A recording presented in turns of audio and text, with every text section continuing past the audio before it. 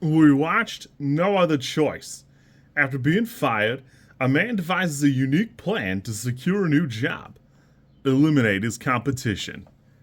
It's only 139 minutes, runs just over 2 hours, and if it matters to you at all, it's based on a book from 1997 called The Axe by Donald Westlake.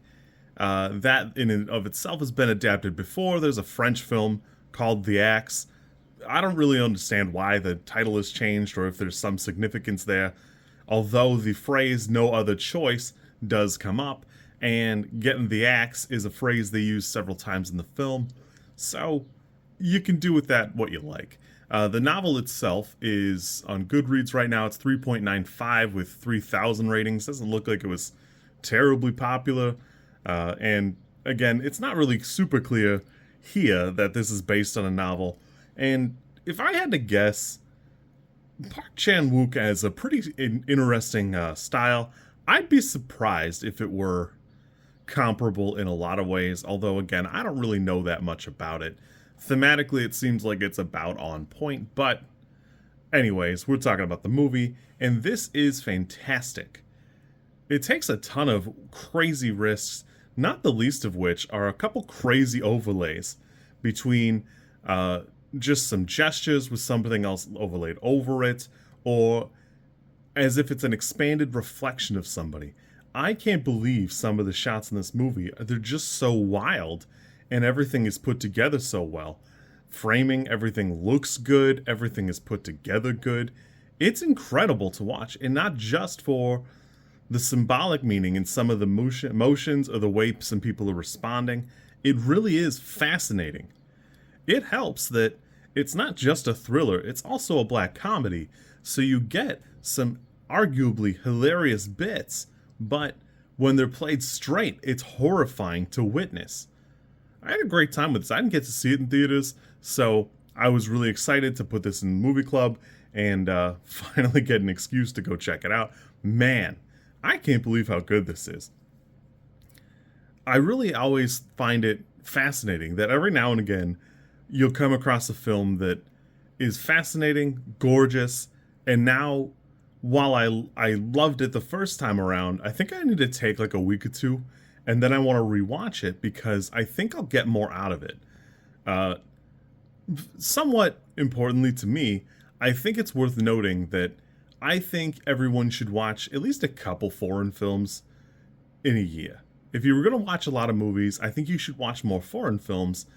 And one of the better parts is I could not have told you at any point in time what was going to happen next here in No Other Choice. The 139 minutes, it's a little long for a lot of people. For me, I was excited. When I had to pause it and go to the bathroom, the little puppets room, if you will.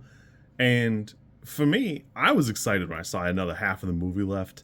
But a lot of people will find issue with that, or they'll try to watch it in bite-sized pieces, and for some people that works, for some people it doesn't. For some people, I could guess it seems like it drags, but I kind of don't agree. I don't even really think you could get rid of too much of any of this and still have kind of the same narrative, or still touch on the same themes, because even things that seem like they're neither here nor there, or seem like minor conversations, they're critically important later to the narrative or get referenced here and there. I think it's fantastic. Even the costumes, they have like a dance party later on in the film. Even the costumes seem important.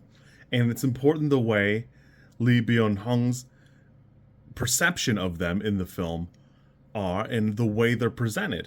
Because Son Ye-jin has a completely different perception of it, and she even brings it up to him. She's actually offended the way he talks about it.